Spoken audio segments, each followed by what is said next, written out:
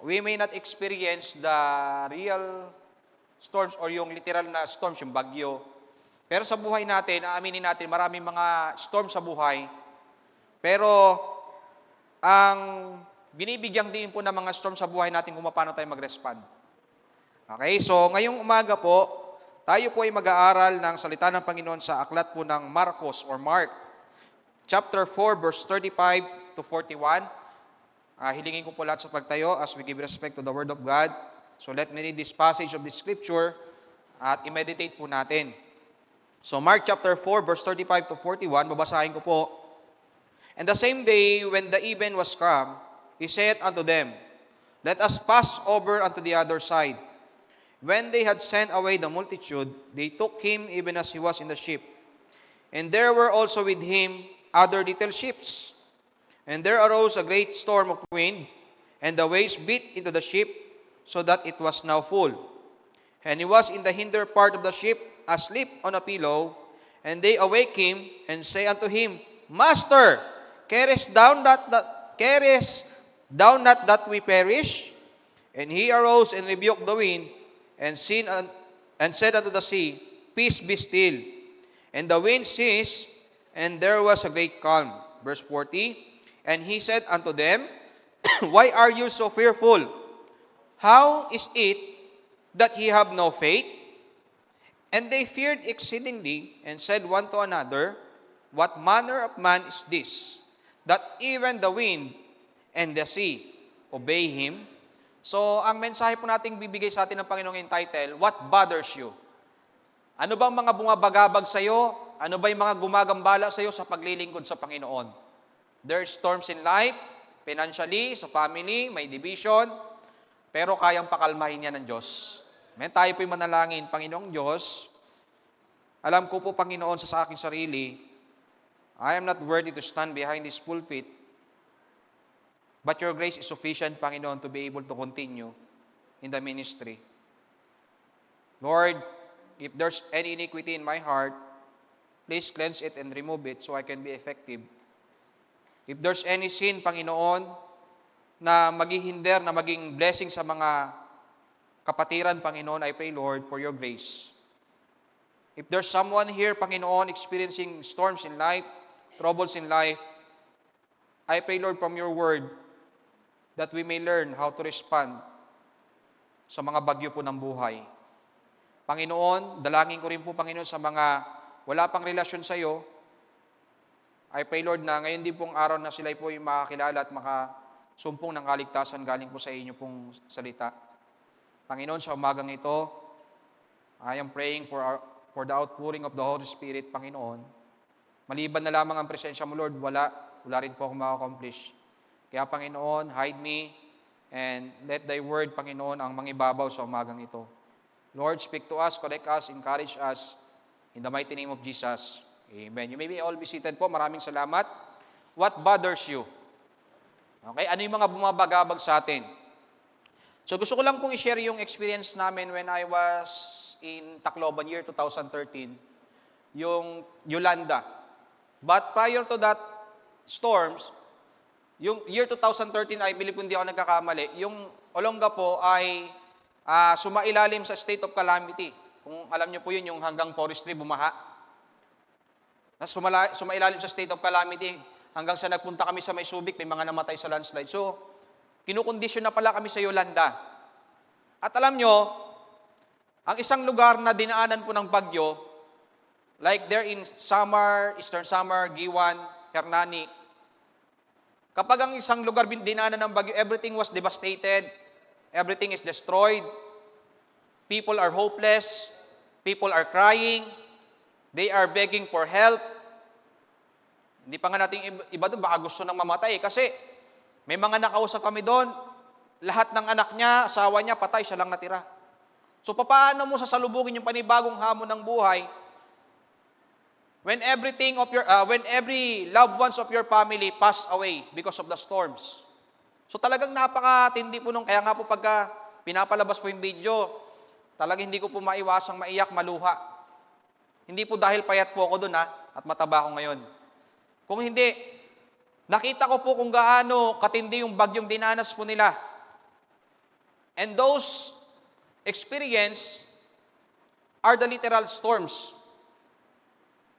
Ang pag-uusapan po natin ngayon, i-connect po natin from literal storms to the storms of life.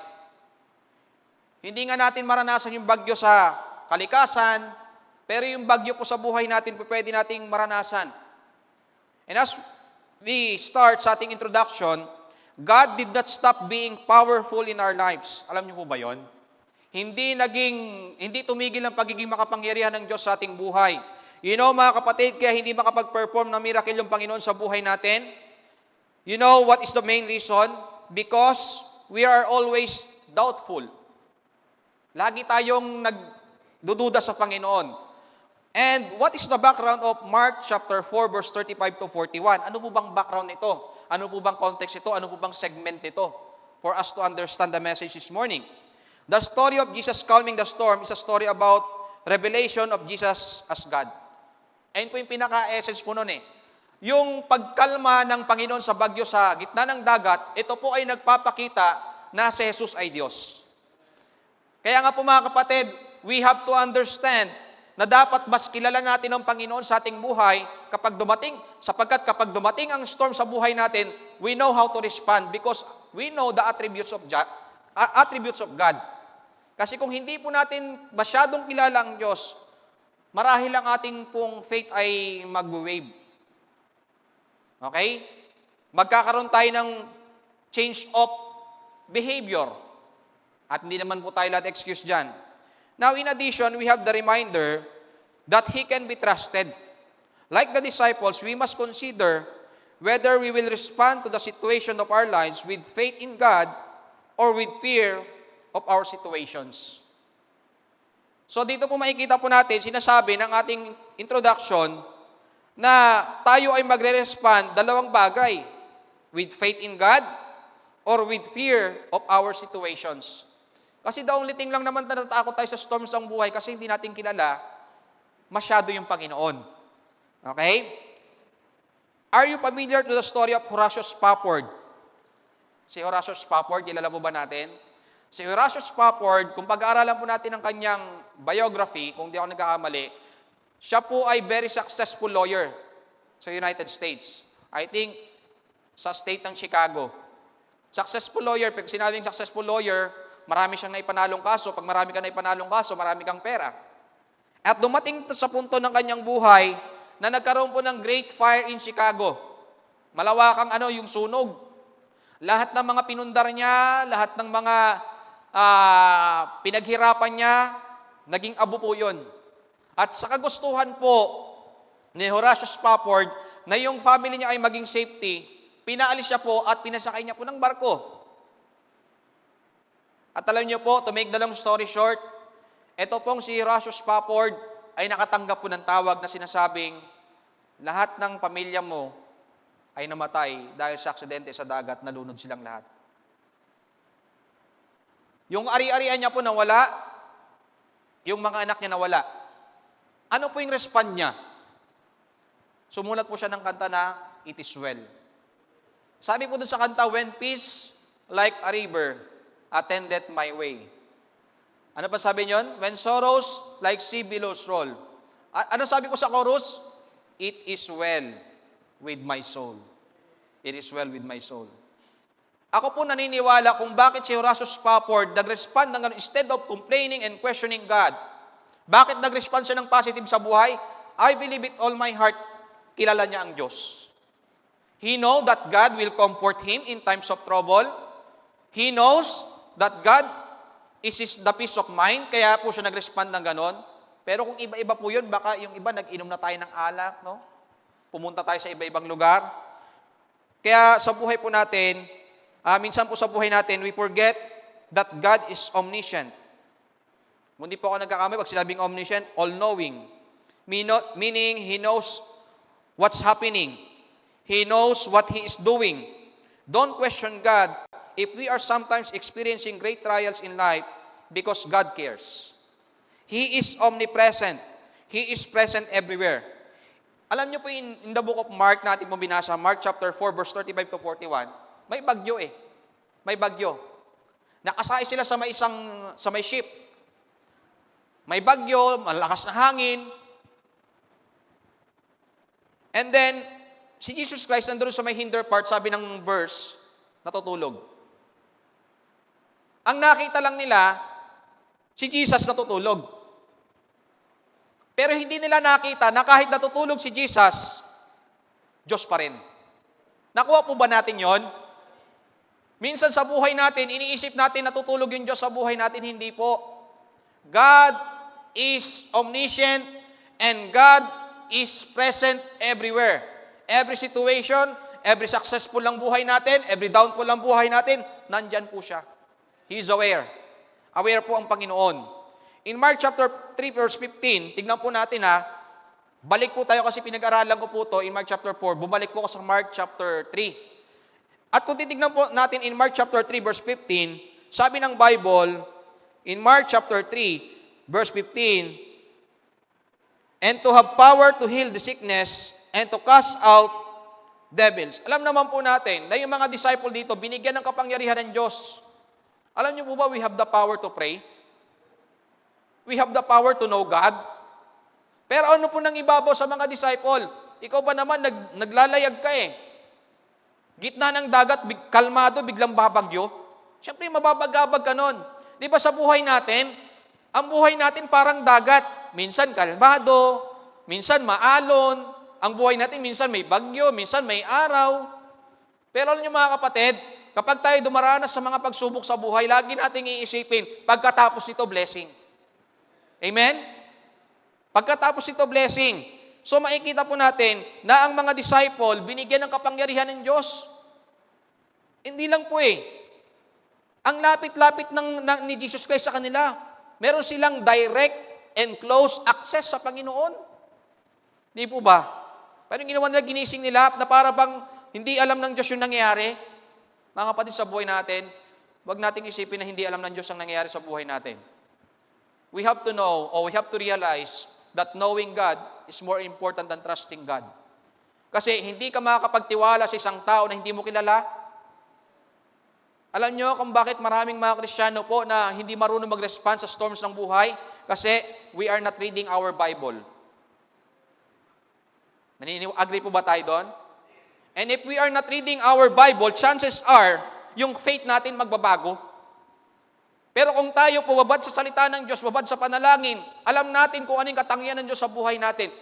Ito pa, yung mga past troubles natin, past problems natin, yung mga trials natin, pambira, napakaraming answered prayer request na binigay sa atin ng Panginoon, ngayon pa tayo magdududa. Ang daming miracle po sa buhay natin. Pero dahil wala tayong panahon sa salita ng Diyos, ito mga disciple, 3.5 years silang kasama ng Diyos. 3.5 years. Tapos ganun po sila mag-react. 3.5 years, tinuruan sila ng Panginoon. 3.5 years, nireveal sa kanila kung gaano makapangyarihan ang Panginoon. For 3.5 years, nasaksihan nila yung miracle ng Panginoon. Pero nung dumating yung mga bagyo sa buhay, anong respond nila? Takot.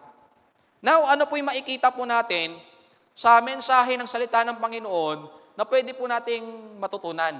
Bakit po ba nagkakaroon ng pagkabagabag sa buhay natin? Bakit ba maraming mga gumagambala sa buhay natin? Or ano ba yung mga bumabagabag sa buhay natin? Number 1, makita po natin sa Mark chapter 4, verse 35 to 38, the crisis. When we say crisis, it means a situation that reached a critical phase. Naranasan na po ba natin sa buhay natin yung critical na kondisyon ng buhay natin? Na nalapit tayo sa bingit ng kamatayan or financial crisis. Yung talagang walang-wala tayo. Tapos dahil kilala natin yung Diyos, we pray unto God, miracle happen. The crisis.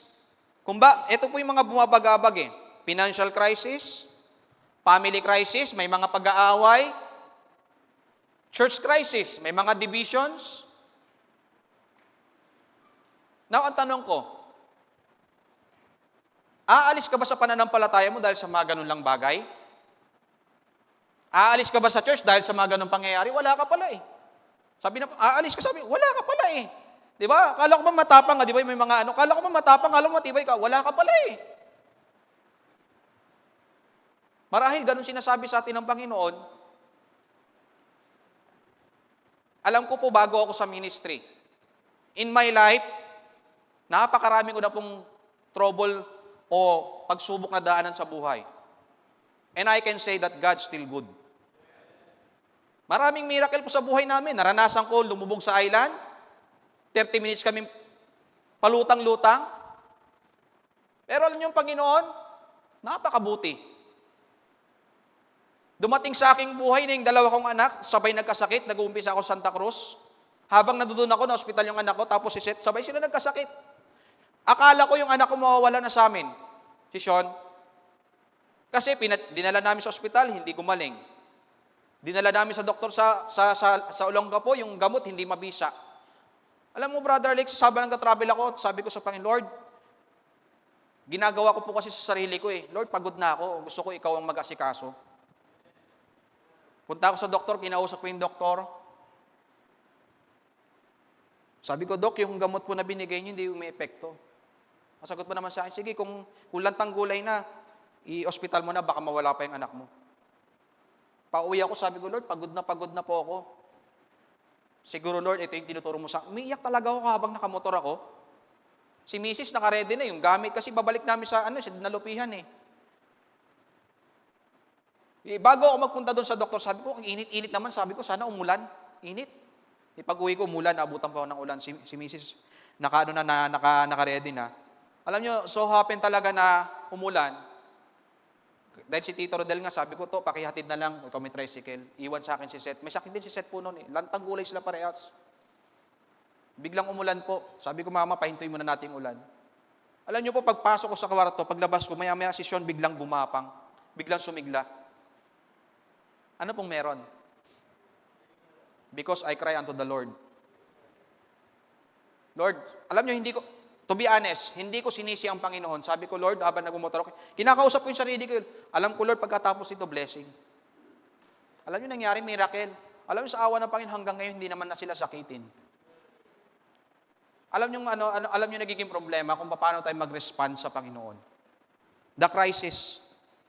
Dito po may crisis, may storm. We can see here in Mark chapter 4, verse 35 to 37, the stormy sea. The stormy sea. Sabi po ng Bible, in verse 35, and the same day when the even was come, he said unto them. Sa verse 5, alam nyo, may keyword na po dito eh. Let us pass over unto the other side. Alam nyo, sa buhay natin, yung mga storm sa buhay natin, magdadaan lang sa buhay natin, malalampasan din natin yan. Malalampasan din po natin yan. In verse 36, and when they had sent away the multitude, they took him even as he was in the ship. And there were also with him other little ships. And there arose a great storm of wind, and the waves beat into the ship, so that it was now full. Yung alon, hinahampas yung ship nila. At sabi yung ship nila mapupuno na ng tubig. Meron po sila din ditong literal na crisis sa buhay nila, wherein ang kalaban po nila kalikasan. Pero nakalimutan nila, kasama nila yung nagkokontrol ng kalikasan. Alam niyo po sa buhay natin, ang nagkokontrol ng problema natin, kayang tanggalin ng Diyos yan eh. Sometimes, tinitest lang tayo ng Panginoon kung paano tayo mag-respond. By fear or by faith. Sa ating magpapatuloy, di ba kinanta na ng mga Genesis kanina, Genesis 39, sabi, God sees the storm from the other side. He knows the lessons learned because He's a teacher. And just beyond the clouds, He sees clear sky. He speaks peace to the raging storm when peace could not be found. He already sees the rainbow when we see only clouds.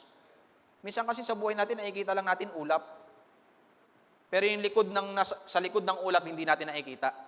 There is always a blessing after ng trials mo sa ating buhay.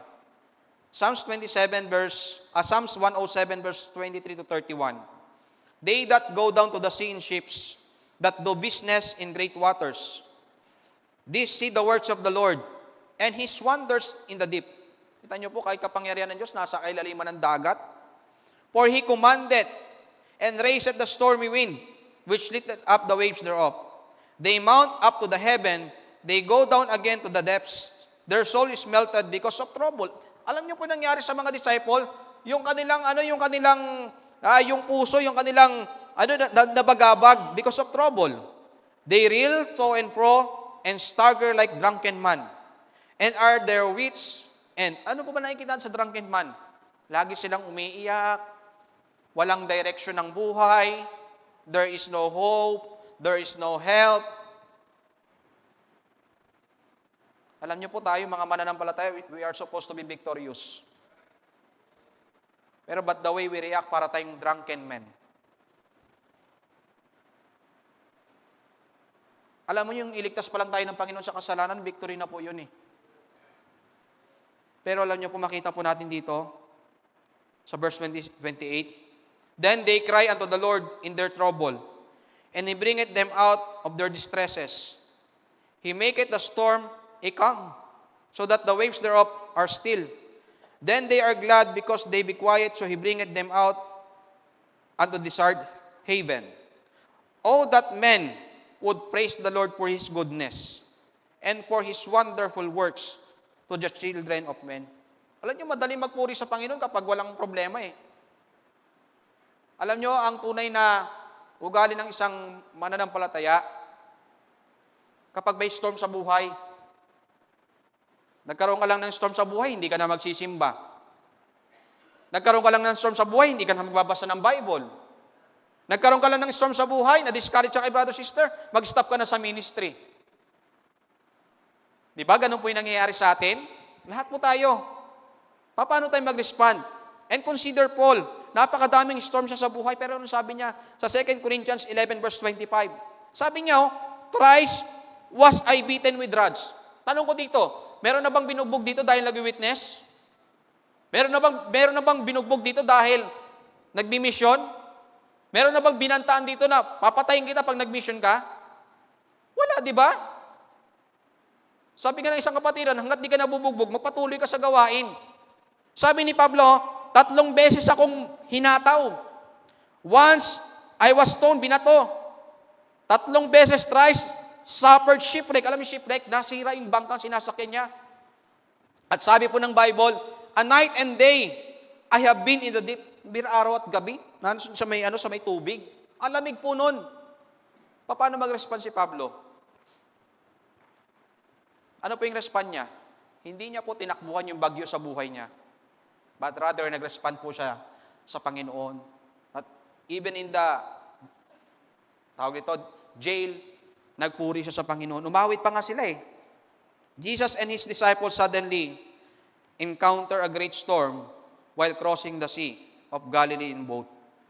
Sana wag naman dumating sa punto na tutuldukan natin yung buhay natin dahil napakaraming storm sa buhay.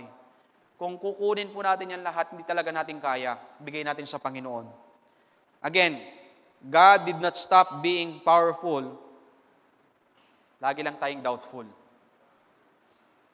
Pangalawa na makikita po natin, in Mark chapter 4, verse 38a, bakit may crisis? Makikita natin dito in verse 38, and he was in the hinder part of the ship, asleep on a pillow. So makita natin dito, the sleeping Savior. Wag niyo po ma-misinterpret yan ha. Ay, natutulog pala yung Diyos, sabi ni Baso. Hindi. Literal po ito.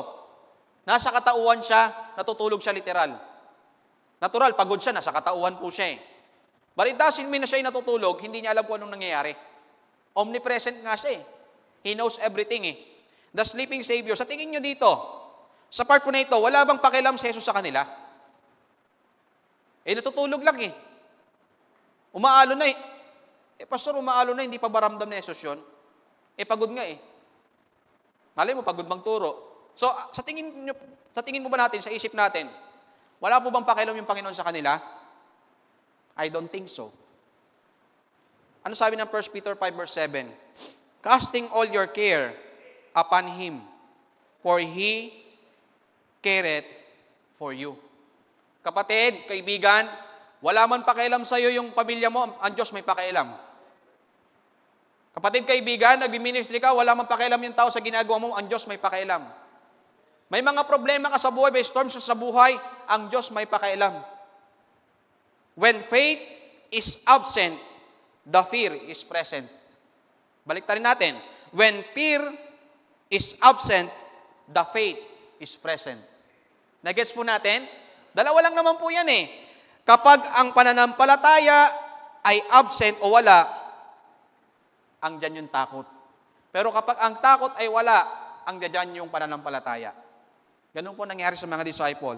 Psalms 10 verse 1, Why standest thou afar off, O Lord? Why hidest thyself in times of trouble? Again, once again. Let me share again the testimony. May testimony. Nabiyahe po tayo Santa Cruz, di ba napakalayo?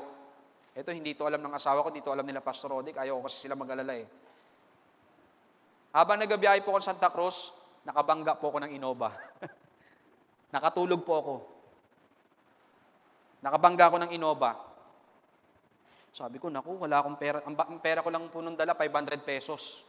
Saktong panggas, saka pangkain. Hindi ko alam kung anong gagawin ko. Tabi ko yung motor. Sabi ko, sir, magandang umaga po, pasensya na po, nakatulog po ako, puyat po ako gabi. So sabi niya, sige, tao naman kaming kausap.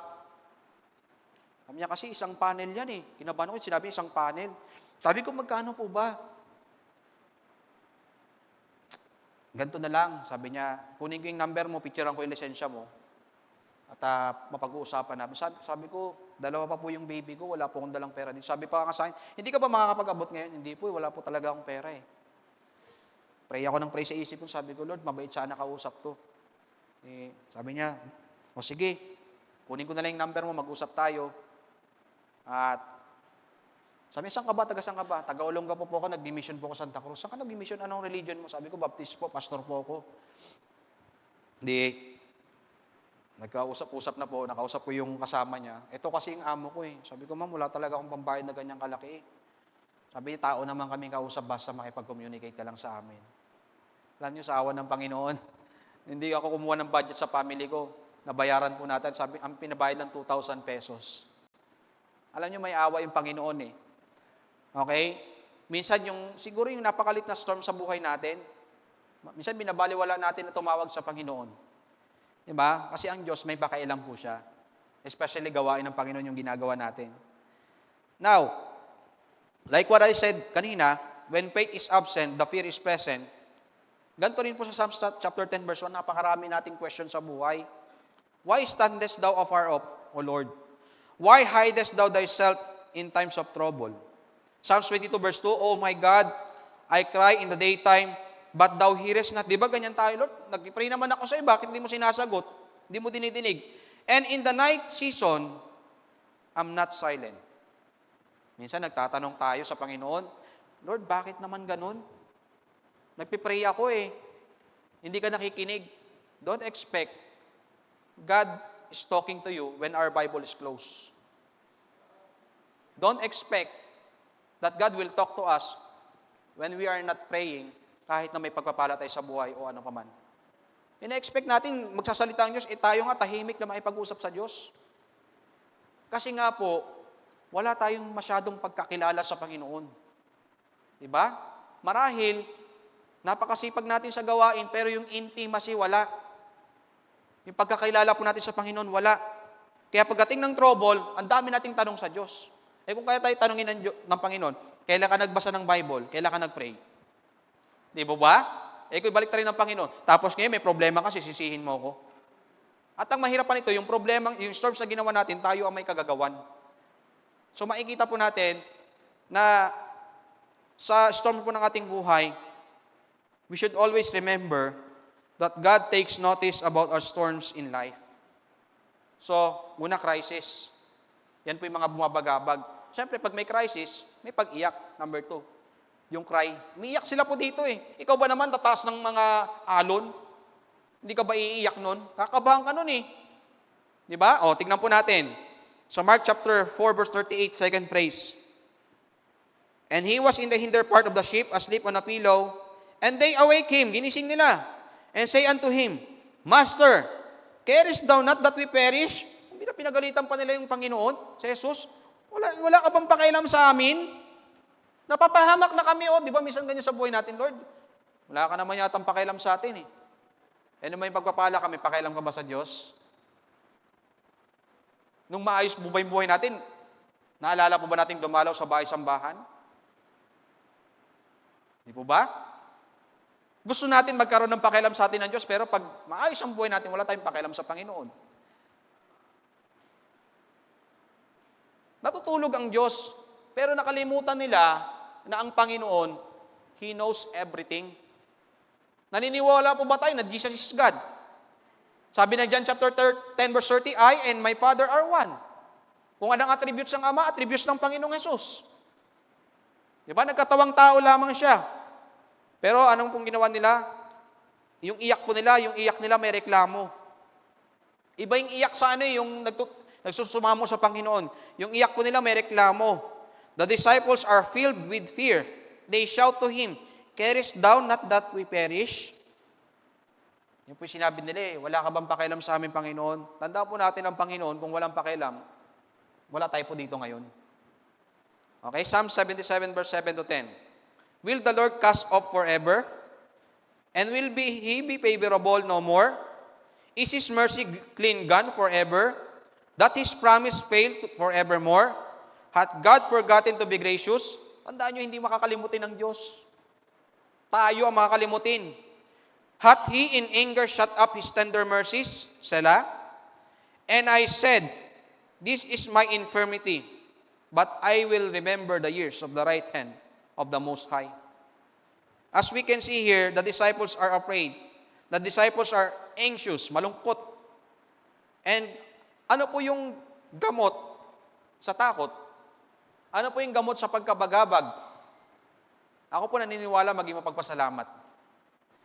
Sabi ng Colossians 3:15, and let the peace of God rule in your hearts, to the which also ye are called in one body, and be ye thankful. Yan po ang gamot sa pagkabagabag. Now, if we are being afraid and anxious in life, we forget to look the brighter side during the storms in our lives. Diba? May mga brighter side pa rin po dyan Philippians 4 verse 6 to 7, ang sabi ni Pablo, be careful for nothing, but in everything by prayer and supplication with thanksgiving, let your request be made known unto God.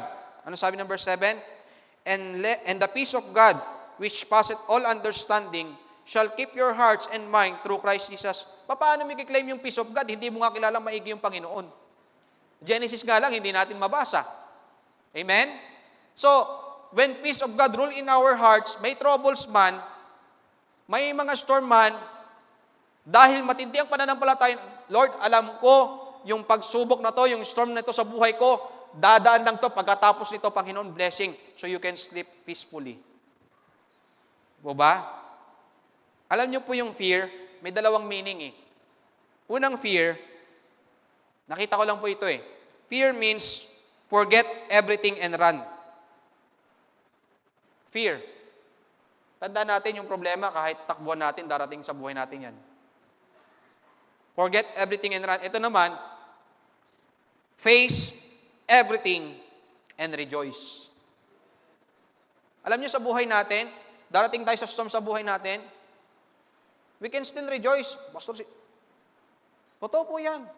Makapag-rejoice pa rin tayo kasi ang pagiging rejoiceful, hindi naman kapag okay ang lahat Pag sinabi kong rejoiceful, kahit na may pinagdaraanan ka sa buhay, pwede mo pa rin sabihin, praise the Lord.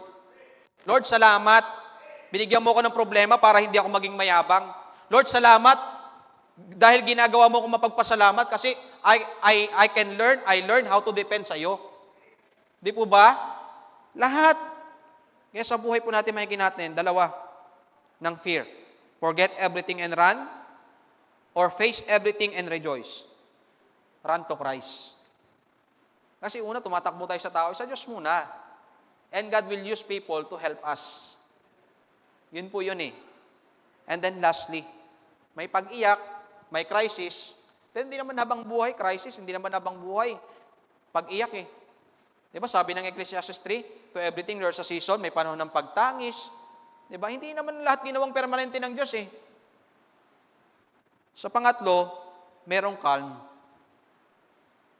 Pakakalmahin ng Diyos. Hindi habang buhay may crisis tayo. Hindi habang buhay iiyak tayo. Kaya nga alam niyo po nung bumabagyo, in Mark chapter 4, verse 39 to 41, sabi, and he arose and rebuked the wind, and said unto the sea, peace, be still. Di ba, when we have financial crisis, nagdududa tayo, peace, be still. Baka hindi tayo nagtatize kung kinakapos tayo. When we have family problems, sabi ng Panginoon, peace be still. Depend on me. When we have church crisis, when we have divisions in the ministry, sasabihin ng Panginoon, peace be still. Depend on me. In verse 40, and he said unto them, why are ye so fearful?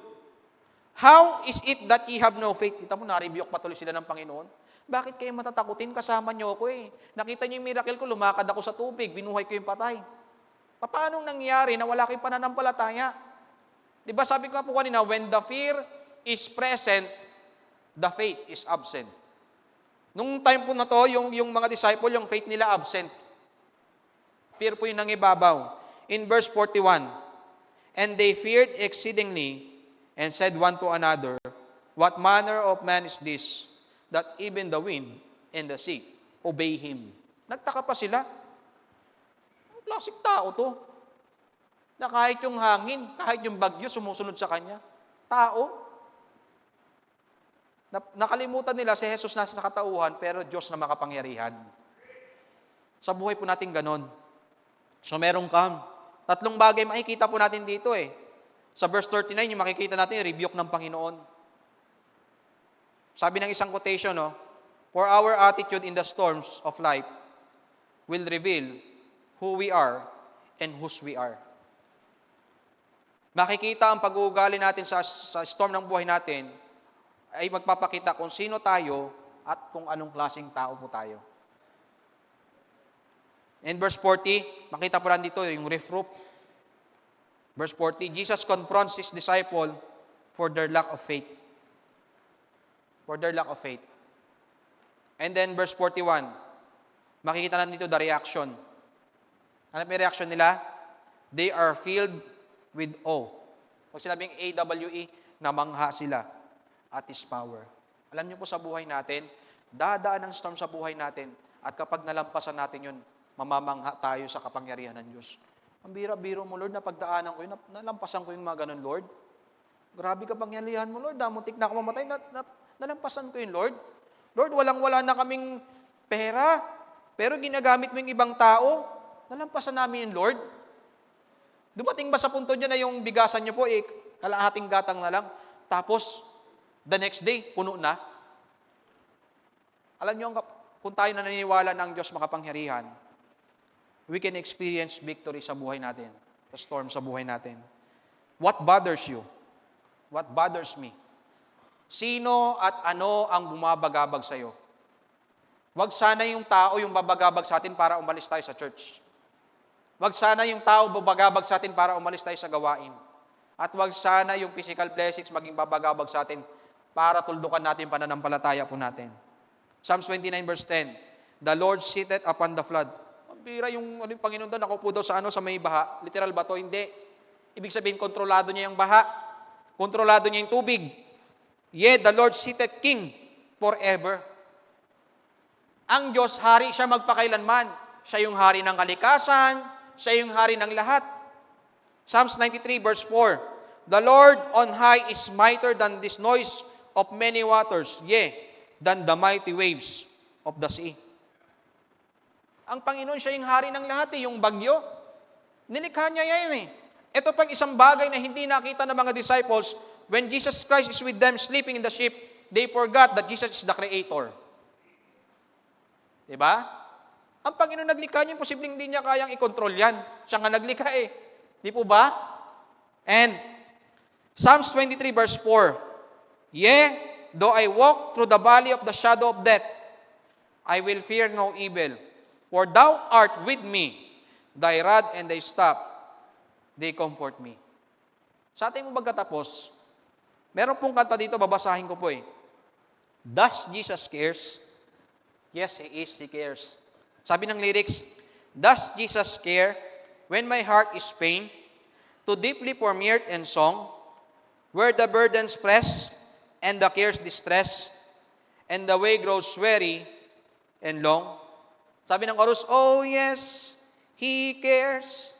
I know He cares. Diba? His heart is touched with my grip. When the days are weary, the long night dreary, I know my Savior cares. Ang Panginoon may pakialam sa atin. Tayo lang walang pakialam sa Diyos. Last verse po, 1 Chronicles 28 verse 20. And David said to Solomon his son, be strong and of good courage. Courage na galing sa Diyos. Kasi minsan yung tapang natin, tapang sa paikipag-away, tapang sa paikipagpambuno, yung tapang mo, yung pagkalalaki natin, gamitin natin yan sa pagharap sa mga storm sa buhay. Diba? And do it, fear not, nor be dismayed. Pambira, wala ka pa nga sa kalagitnaan ng paglilingkod, nadidismaya ka na eh. Di ba ba? Introduction pa lang po tayo eh. For the Lord God, even my God, will be with thee. He will not fail thee, nor forsake thee, until thou hast finished all the work for the service of the house of the Lord. Pastor, ang layo naman yata ng verse mo. Hindi. Connected po yan. Kasi po, ang Panginoon, papunta sila to the other side to do the ministry. Ngayon, tanong ko po ngayong umaga, what bothers you? Sino bumabagabag sa'yo? Pastor, madali mong sabihin yan. Hindi. I can honestly say, because I overcome it. Napatunayan ko ng Panginoon, makapangyarihan po sa buhay ko. Kasi kung hindi ko napatunayan na makapangyarihan ng Panginoon sa buhay ko, by the grace of God, wala po ako dito sa inyong harapan. Pastor, yung ministry mo nga sa ilan, iniwan mo. Hindi ko po iniwan. Nasa paglilingkod pa rin po tayo. Ang mahalaga, nagpapatuloy ka sa gawain. Sino bumabagabag sa'yo? Asawa mo? Sino bumabagabag sa'yo? Kaibigan mo? Sino bumabagabag sa'yo? Kapatiran sa church? Sino bumabagabag sa'yo? Sino bumabagabag sa atin? What bothers you? If you know God, nothing will bother sa paglilingkod sa'yo. Paglilingkod mo sa Panginoon. The problem, kung paano tayo mag-respond. Paano tayo mag-respond? Faith with God o fear? Ulitin ko po yung sinabi ko kanina. When the faith is absent, the fear is present. Or, when the fear is absent, the faith is present. Saan doon sa dalawa? Sana po na-challenge po tayo ngayong umaga at magandang umaga po sa inyo. The altar is open. Kung may pinagdaraanan ka dito, hindi ko alam. Magulo pamilya mo, magulo buhay mo, kayang pakalmahin niya ng Diyos. Sabi nga ng Panginoon, kalma ka lang. Tayo manalangin. Panginoon, napasalamat po kami sa inyo pong salita. Kayo po ang makita, Panginoon, at hindi po ang aking kahinaan. Kapangyarihan mo ang mangibabaw, hindi po ang aking kapintasan, Panginoon. Dahil alam ko, Panginoon, that you are a God that is present everywhere, knows everything. At higit sa lahat, Panginoon, alam mo kung ano yung ginagawa mo. Kami mga tao, Lord, minsan hindi namin alam kung ano yung ginagawa namin sa buhay. Sometimes yung faith namin, Lord, isinusugal namin sa mga maling bagay. Pinagpapalit namin dahil takot kami na harapin yung mga pagsubok sa buhay. Lord, give us the courage na nanggagaling sa iyo. Hindi yung katapangan na sa sarili lang namin. Panginoon, tulungan niyo po kami na huwag maging matakot na harapin ang mga pagsubok sa buhay. Kundi, Panginoon, pag may pagsubok kami sa buhay, lagi namin iisipin, Panginoon, na meron kami tatakbuhan na Diyos. We have a big problem, but also we have a big God that can change everything, pinanggagalingan ng solution. If there's someone, Panginoon, here na hindi paligtas, I pray, Lord, na makilala ka niya, tagapagligtas, at naisip niya, ma-realize niya na ikaw, si Jesus, ang daan, katotohanan ng buhay, walang makaparoroon sa Ama kundi sa pamamagitan mo. You are the way of peace. Ikaw yung daan, Panginoon, sa kaligayahan, at ikaw ang lahat sa buhay namin, Panginoon. Kaya po, Panginoong Diyos, kayo po siya manguna, mag-guide sa amin.